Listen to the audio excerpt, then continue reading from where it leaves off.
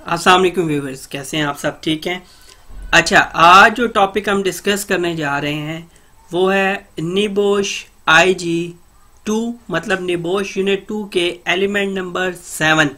Element number 7 में हमारे पास topic था आपके कंट्रोल मेजर। किस चीज के?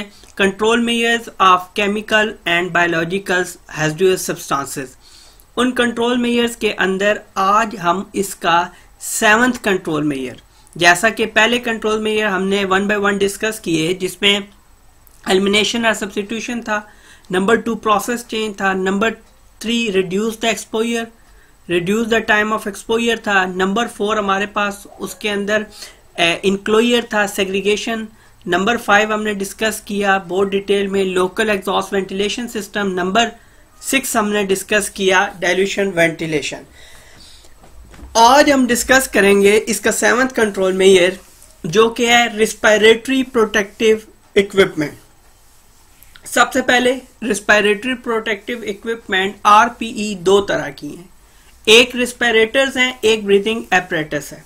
जो रिस्पायरेटर्स हैं, filter contaminated air from the atmosphere around the wearer. जिसने रिस्पायरेटर पहना हुआ है उसके गिर्द जो हवा मौजूद है, जो कंटेमिनेंट हवा है, उसको वो फिल्टर करके जो इंडिविजुअल है, जो वेयरर है, उस तक पहुंचाता है ताकि उस तक शफाफ साफ हवा पहुंचे। दूसरा है जी ब्रीदिंग एपरेटस। ब्रीदिंग एपरेटस में क्या है?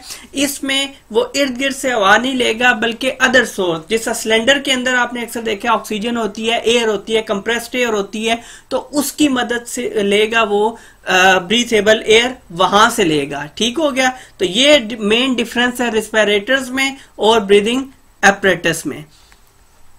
आगे चलते हैं जी। आगे अब इसमें पहले हम डिस्कस कर लेते हैं रिस्पायरेटर्स। अब रिस्पायरेटर्स को हम 1 by 1 डिस्कस करते जाएंगे ताकि इनके यूज एंड बेनिफिट्स, लिमिटेशन से मुराद यहाँ पे उसके डीमेरिट्स या डिसएडवांटेजेस ही हम समझेंगे। Filtering face piece respirator, use and benefit क्या है? आम से रिस्पायरेटर जो फेस मास्क वगैरह की शक्ल में हम इस्तेमाल करते हैं, चीप है, सस्ता है, इजी टू यूज, डिस्पोजेबल, आप उसको डिस्पोज कर सकते हैं जल्दी से, फौरन से, कोई इतना बड़ा लंबा चौड़ा काम नहीं है। Limitations, low level of protection है क्योंकि उसके ऊपर और नीचे से ओपनिंग मौजूद है जहां से कोई भी एसडीएस गैस या ऐसा सब्सटेंस दाखिल हो सकता है। Does not seal against the face effectively, बिल्कुल सील नहीं करेगा, ये इसका डीमेरिट है जी।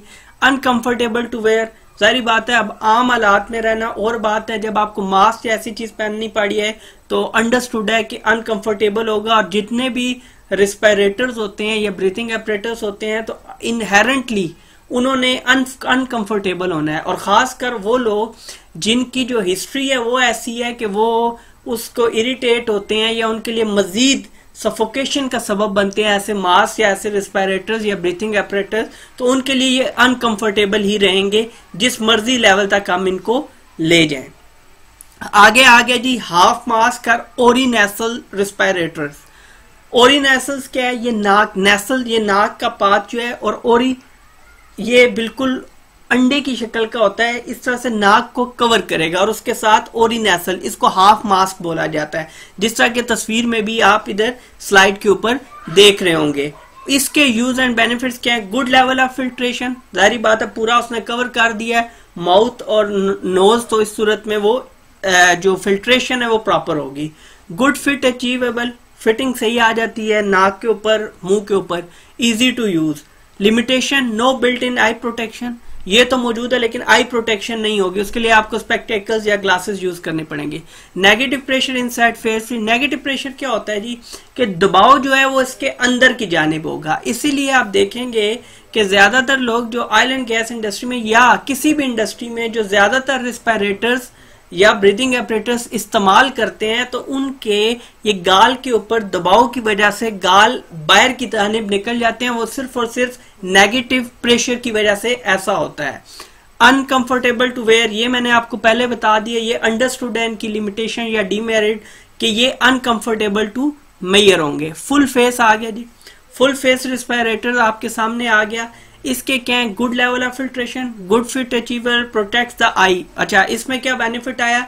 इसमें बेनिफिट ये आ गया कि आईज को भी इसी की मदद से ही कवर कर लिया जाएगा। लिमिटेशन, रिस्ट्रिक्ट्स विजन, माइट भी पॉसिबिलिटी है कि वो ऐसी जगह पे काम कर रहे हैं जहाँ पे गर्द या ऐसी चीज है जो उसके जो उसने शील्ड पहनी हुई है, जो आई शील्ड उसके मास्क के साथ ही मौजूद है, वो अगर आगे से गंदी होगी है, कंटेमिनेटेड होगी है, तो ऐसी सूरत में उसको दिखाई देना नहीं, दिखाई देना कम दिखाई देगा या दिखाई देना खत्म हो जाएगा। Negative pressure inside face piece, understood pressure तो बिल्डअप करेगा तो अंदर ही की जानिब, uncomfortable to where.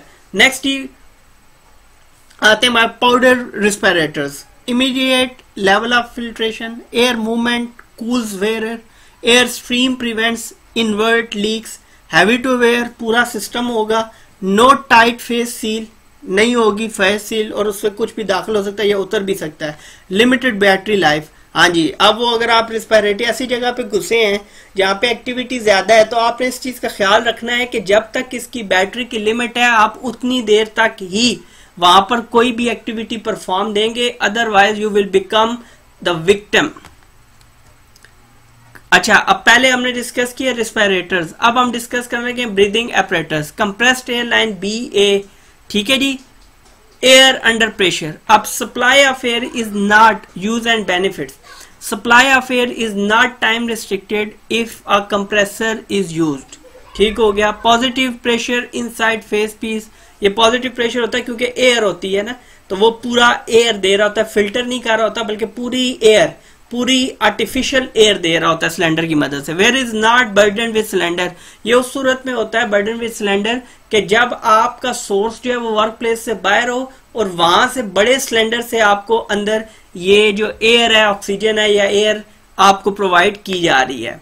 Limitation, hose can be long but not endless, understood है। जब बाहर यूज करके वर्क प्लेस के अंदर घुसे हैं तो उसकी जो होज होगा, पाइप होगा, वो एंडलेस नहीं होगा, तो काफी लंबा हो सकता है, जिसके लिए फिर उसमें लंबे होने में भी डिपेंड करता है वो रेंज कितनी देगा और एक्टिविटी तक इंडिविजुअल कहां तक जा सकता है। आगे जी, बड़ा इंपॉर्टेंट, बड़ी जगहों पे ऑयल एंड गैस इंडस्ट्री में मोस्टली यूज होता है जिसको हम स्काबा बोलते हैं, self contained breathing apparatus, SCBA short form में आप अक्सर देखेंगे। प्रेशराइज सिलेंडर, प्रेशराइज सिलेंडर होता है जी, क्या यूज एंड बेनिफिट्स क्या है? कंप्लीट फ्रीडम ऑफ मूवमेंट, जिधर मर्जी जाएं क्योंकि सिलेंडर पीछे बैक पे होगा आपकी। Provide pressure inside face piece, ठीक हो गया। Limitation, supply of air is time restricted, 20 minute 30 minute, ये ज्यादातर 30 मिनट पे होते हैं, 20 मिनट पे आपको बीक वाइब्रेटर दे देता है कि भाई यहाँ से निकलो, अदरवाइज जिनको बचाने आए हो या अगर इमरजेंसी में यूज कर रहे हो तो खुद इस इमरजेंसी का शिकार हो जाओ। Equipment is bulky and heavy, most technical training is required. यहाँ पर हम इस तरह से डिस्कस कर रहे हैं क्योंकि इससे ज्यादा डिटेल हमें यहाँ पर जरूरत नहीं है, लेकिन आने वाले लेक्चर्स में एक एक चीज के ऊपर शॉर्ट लेक्चर्स भी बहुत जल्द आपको इसी चैनल के ऊपर मिलेंगे। अच्छा जी, अब बड़ी इंपॉर्टेंट चीज हमेशा से, selection, use and maintenance of respiratory protective equipment. Number 1, ये जो सिलेक्शन आपने करनी है कि कौन सा RPE आपने यूज करना है, उसके बाद इसका इस्तेमाल कैसे है, और लास्ट में हमने इस RP की मेंटेनेंस कैसे करनी है। क्या एक बार यूज करके हम छोड़ देंगे? तो ऐसा नहीं होगा, बल्कि इसकी प्रॉपर मेंटेनेंस होगी। फैक्टर्स टू कंसीडर, जब ये हम 3 काम करेंगे, selection of PPE, use of RPE, use of RP, maintenance of RP, तो हमने क्या क्या चीजें देखनी है। Concentration of the contaminant and it's hazard क्या है, physical form of the substance क्या है, अगर वो बिल्कुल लिक्विड में है, ठीक है, तो उस सूरत में अगर वो विजिबिलिटी 0 कर देगी तो वो भी बहुत बड़ा प्रॉब्लम है। Level of protection offered by the RP, presence और एब्सेंस ऑफ ऑक्सीजन, मतलब कंफाइंड स्पेस है, एनरिचमेंट ऑफ ऑक्सीजन है, लैक ऑफ ऑक्सीजन है, क्या सिचुएशन है। Duration of time that it must be worn, कितनी देर के लिए हमने एक RP को यूज करना है। Compatibility with other items of PPE, कई दफा क्या होता है कि आप ऐसी RPs यूज करते हैं कि आपका हेलमेट फिट इन नहीं हो रहा होता, तो इस तरह की बहुत सारी चीजें आएंगी, तो इसलिए हमने कंपेटिबिलिटी का इशू जो है वो देखते हुए सिलेक्शन करनी है। Shape of the users face, facial air, अब ये क्या है, फेशियल एयर में क्या है, उसकी दाढ़ी शाड़ी, तो फिर वो फिट इन नहीं बैठेगा। Physical requirement of the job, इसीलिए ऑयल एंड गैस इंडस्ट्री में जो है ये अपने बेयर हेयर जो होते हैं ना फेस के ऊपर, इनको रिमूव कर दिया जाता है, क्लीन शेव किया जाता है, ताकि अदरवाइज ये जो आपके हेयर्स होते हैं इनमें से भी कोई गैस या कोई भी आपकी हैजरस गैस जो H2S वगैरह वो दाखिल हो सकती है और किसी कैजुअलिटी का, किसी एक्सीडेंट का बायस बन सकती है।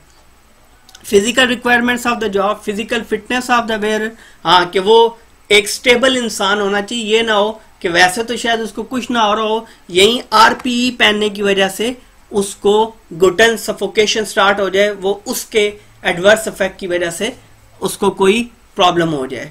यूजर्स शुड अंडरस्टैंड, अब जो जो यूज करेगा वो उसके ऊपर जिम्मेदारी है, रिस्पॉन्सिबिलिटी है क्या, how to fit the RP के रेस्पिरेटरी प्रोटेक्टिव इक्विपमेंट को उसने फिट कैसे करना है, how to test it to ensure that it is working effectively, इसको टेस्ट कैसे करेगा कि ये सही काम कर रही है, कि जब मैं अंदर भी जाऊंगा वर्क प्लेस में दाखिल भी होऊंगा हाई एक्सपोजर वाली जगह पे तो ये वहां पे भी ऐसे ही काम करेगी।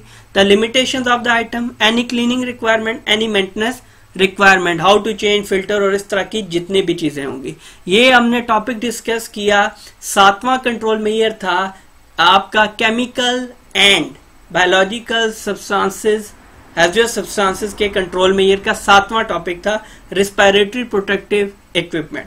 अगले कंट्रोल मेजर जो पर्सनल प्रोटेक्टिव इक्विपमेंट के हवाले से है उस लेक्चर में बहुत जल्दी आपसे मुलाकात होगी, तब तक के लिए अल्लाह हाफिज।